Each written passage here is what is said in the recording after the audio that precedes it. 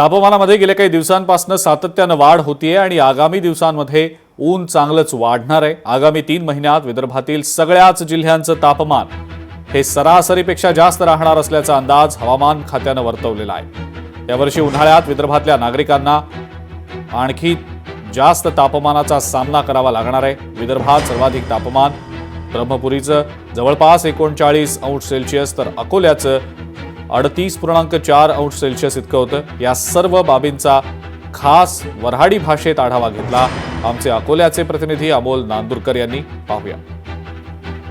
दिवसेंदिवस बापा अकोल्याची ऊन वाढत आहे। पहिल्या दिवशी 34, दुसऱ्या दिवशी 36 आणि आता तर 38च्या वर तापमान गेल्याचं हवामान विभागाचं म्हणणं आहे। येणाऱ्या काही काळात आणखी तापमान वाढण्याचे हवामान विभागाचे म्हणणे आहे। सांगा आता एवढ्या उन्हीत बाहेर निघावा तर कसं निघावं हे आता अकोल्यातील लोकांना प्रश्न पडलेला आहे। एवढी भयंकर परिस्थिती आहे अकोल्यात की अकोल्याच्या तापमानाची जी नोंद आहे ते विदर्भात दुसऱ्या नंबरवर लागलेली आहे। पहिल्या नंबरवर ब्रह्मपुरी तर दुसऱ्या नंबरवर अकोला।